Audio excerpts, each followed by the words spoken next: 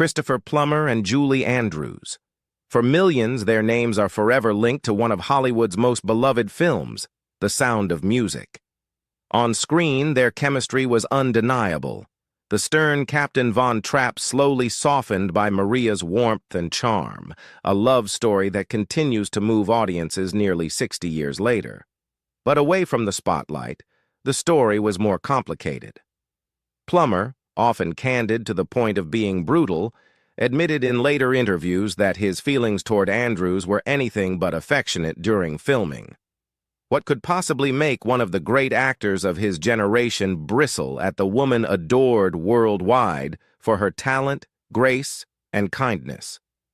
To understand, we must go back to the beginning, back to the set of The Sound of Music and the uneasy relationship that unfolded behind its carefully constructed magic. The weight of a classic in the making. The Sound of Music began filming in March 1964, with Julie Andrews fresh from her Academy Award-winning performance in Mary Poppins. At only 29, she was at the height of her career, praised for her pristine soprano voice, disciplined work ethic, and image of wholesome perfection. Christopher Plummer, 5 years her senior, was already known in theater circles and had several notable film credits, including The Fall of the Roman Empire. But compared to Andrews, he was still relatively unknown to global audiences. The pairing would prove iconic, but for Plummer, it would also be the source of lifelong ambivalence. From the start, Plummer found himself disillusioned with the film. In private, he mocked it as The Sound of Mucus, a jab at what he considered its overly saccharine tone. To him, the screenplay was sentimental and lacked the dramatic edge he craved as an actor. He later confessed that trying to make the role of Captain Von Trapp interesting felt like flogging a dead horse. The contrast was stark.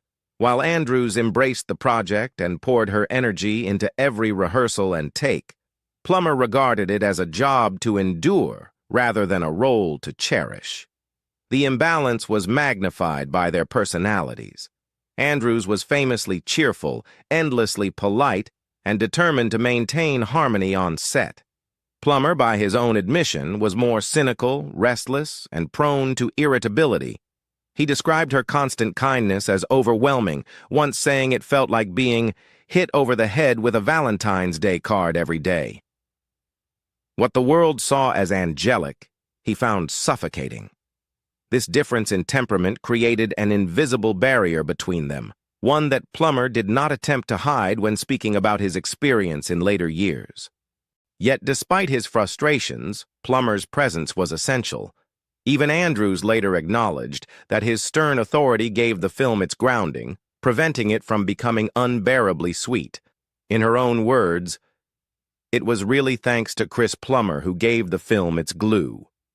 Still, in those early days of production, Plummer's dislike for the material and his irritation with Andrews colored the atmosphere, laying the foundation for the comments he would make decades later about why he simply could not stand her during filming. Julie Andrews, the golden star, he couldn't ignore.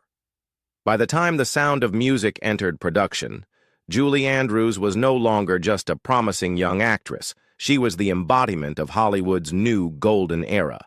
In 1964, her portrayal of Mary Poppins had earned her an Academy Award for Best Actress and a Golden Globe, cementing her reputation as the voice and face of perfect innocence. Critics hailed her as practically perfect in every way, and her image aligned seamlessly with the character of Maria von Trapp, the spirited governess who would bring joy and music to a grieving family. For the studio, casting Andrews was a stroke of genius. For Christopher Plummer, however, it presented a unique problem. Plummer had spent much of his career on the stage, honing his craft in Shakespearean roles that demanded complexity, nuance, and emotional weight. Compared to those experiences, the captain felt flat, a stiff and uninspiring figure defined more by posture and stern expressions than by any real depth. While Andrews thrived in the role of Maria, bringing her signature brightness to every scene, Plummer felt trapped in a part he could not respect. Worse still, Andrews's boundless optimism clashed directly with his own temperament.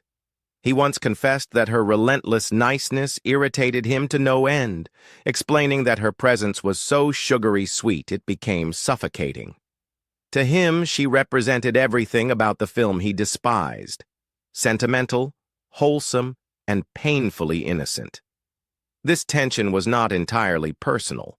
Plummer admitted in later interviews that his irritation with Andrews was less about her as a person and more about what she symbolized. She embodied the Disney-fied version of storytelling that he had little patience for.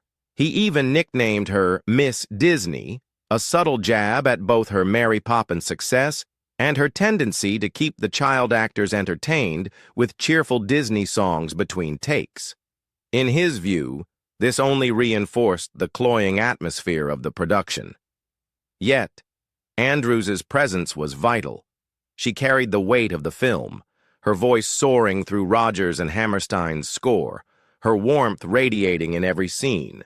To audiences, she was the heart of The Sound of Music. To Plummer, she was both a saving grace and a constant reminder of the project's flaws. Coping with the film he couldn't stand. For Christopher Plummer, surviving the months of filming The Sound of Music meant finding ways to escape the sweetness he despised. By his own admission, alcohol became one of those escapes. He later confessed that he often drank heavily during production, especially in Salzburg, where the long days and the relentlessly cheerful tone of the film left him restless. One of the most striking revelations came years later when he admitted he was drunk during the music festival scene, the climactic moment when Captain Von Trapp defies the Nazis by singing with his children. To audiences, the scene was stirring and powerful. To Plummer, it was a blur, clouded by the alcohol he used to dull his frustration. Off-camera, Plummer sought solace in Austrian bars, sometimes taking Charmian Carr, the 21-year-old actress who played Liesel, along with him. Their outings sparked rumors of a behind-the-scenes romance, particularly because of the 33-year age gap and the fact that Plummer was already married. Carr herself admitted years later on the Oprah Winfrey Show that she had a massive crush on him, calling him perfect and praising his flawless accent. But she denied that anything romantic happened between them, explaining that her admiration was one-sided. Even so, the gossip fueled the perception of Plummer as a restless leading man who found little joy in the production itself, but plenty in the distractions surrounding it. His reliance on alcohol created other problems, too.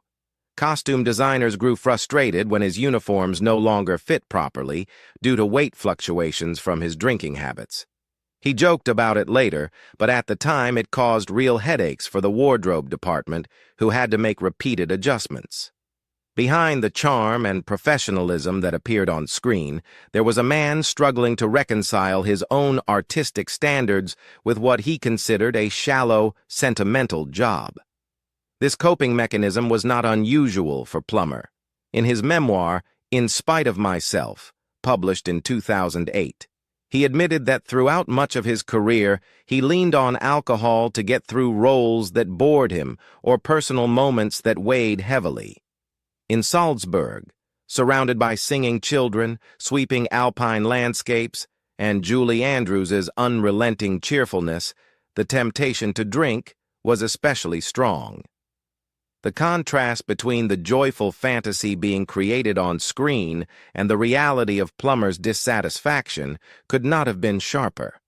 It was in that space that his dislike for Andrews became even more pronounced, not necessarily because of anything she did, but because she reminded him of the kind of polished, sugar-coated storytelling he longed to escape. Truth and Fiction, a story rewritten. Part of Christopher Plummer's frustration with The Sound of Music stemmed from his awareness that the story being told bore only a passing resemblance to reality.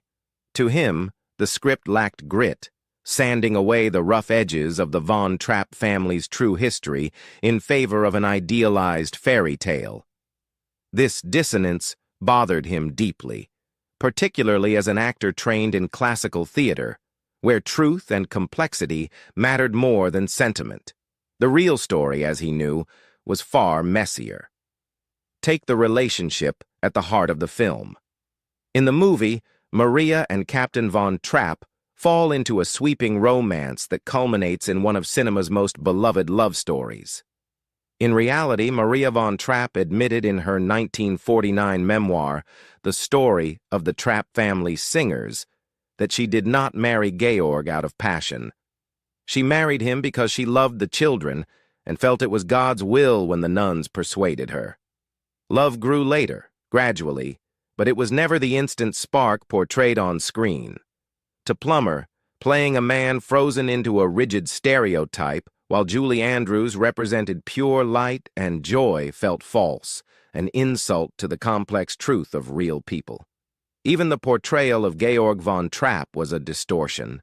The film painted him as a cold, militaristic father who whistled for his children and kept them in rigid formation until Maria thawed his heart. In reality, Georg was remembered by his children as gentle, affectionate, and deeply engaged in family life. Maria herself was the one who managed the household finances and enforced discipline, not Georg. For Plummer, being forced into the role of a caricature rather than a nuanced man only heightened his disdain. He joked that no matter how hard he tried to add humor or subtlety, it was like flogging a dead horse. Other liberties grated as well. The eldest child, depicted in the film as Liesel with her romantic subplot involving the telegram boy turned Nazi, never existed. The real eldest Von Trapp was Rupert, a doctor living in Vermont by the time the movie premiered. He even joked to patients, "I'm the real Liesel," poking fun at Hollywood's invention. And the famous Alpine escape, one of the film's most iconic sequences, was pure fiction. The family did not trek across the mountains with their suitcases in hand.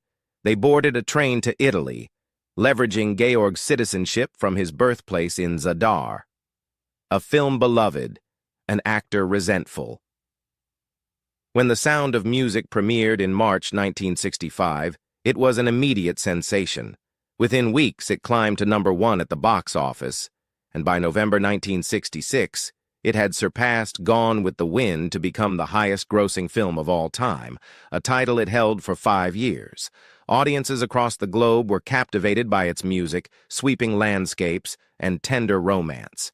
It won 5 Academy Awards, including Best Picture and Best Director, and brought Julie Andrews another Golden Globe, further cementing her reputation as the queen of wholesome musical cinema. For most of the cast, the film's success was a triumph. For Christopher Plummer, however, it was a burden. Plummer never hid his distaste. He repeatedly referred to the project as awful, sentimental, and gooey, and lamented that he could never escape being remembered as Captain Von Trapp. While the world adored the film, he privately seethed at the way it overshadowed his more serious stage and film work. He had dreamed of building a career on Shakespeare, Chekhov, and challenging dramas, but instead he was tethered to a role he found shallow. Even decades later, when he won his first Academy Award in 2011 for Beginners, journalists still asked him about The Sound of Music. The irony was inescapable. The performance he least respected was the one that defined him. Julie Andrews, by contrast, embraced the film's legacy. For her, Maria was a role that aligned with her persona, and she spoke fondly of the production throughout her life. In interviews, she praised Plummer as the glue that kept the story from collapsing under its own sweetness. But in the years immediately following the release, their personal dynamic remained complicated. Andrews's warmth and popularity only highlighted Plummer's frustrations. He once admitted that while everyone adored her, he could barely tolerate her relentless optimism during filming. And yet, time softened his bitterness. As years passed, Plummer began to speak more warmly of Andrews. He conceded that his earlier criticisms were immature and that she was not only a gifted actress, but also an extraordinary colleague. Their relationship, once tinged with irritation, evolved into a genuine friendship that lasted until Plummer's death in 2021. Andrews, now in her 80s, often reflects on that bond, describing him as a cherished friend who gave the sound of music its grounding strength, reflection, regret, and a lasting bond. In his later years, Christopher Plummer never fully changed his opinion of the sound of music. Even in interviews as late as 2011, he still called it too sentimental, too polished, too safe. He admitted that playing Captain Von Trapp had been frustrating, that no matter how hard he tried to inject humor or subtlety, he felt boxed in by a script that was sticky with sugar. And yet, as he grew older, his words took on a softer edge. He no longer dismissed the film entirely, instead acknowledging that while it had been artistically unfulfilling for him, it had become something far bigger than himself. It was, as he conceded, a cultural landmark, one that outlived his own criticisms. What also changed was his view of Julie Andrews. Where once he could not stand her unfailing niceness, later he praised her as a true professional and a dear friend. In candid conversations, he confessed that his early irritation was a reflection of his own immaturity. Andrews, meanwhile, never spoke ill of him. Instead, she consistently described him as the actor who gave the film its glue, the one who kept the story from collapsing into a fairy tale too sweet to bear. Their friendship endured across decades. They appeared together at reunions, shared interviews, and remained close until Plummer's death on February 5, 2021, at the age of 91. When the news broke, Andrews released a statement that revealed the depth of their bond. "The world has lost a consummate actor today, and I have lost a cherished friend. I treasure the memories of our work together and all the humor and fun we shared through the years." For audiences, those words were a poignant reminder that the tension of 1964 had long since melted into respect and love. What began as professional friction, as one man's frustration with a co-star he thought too perfect, ended as one of the most enduring friendships in Hollywood. Christopher Plummer may have loathed the sound of music, but his performance remains unforgettable, and his uneasy relationship with Julie Andrews turned into a friendship that lasted a lifetime. What about you? When you think of the sound of music, do you remember it as the magical story it seems? Or do you see it differently now, knowing what was happening behind the scenes? Share your thoughts below and don't forget to like and subscribe for more stories from the hidden side of Hollywood.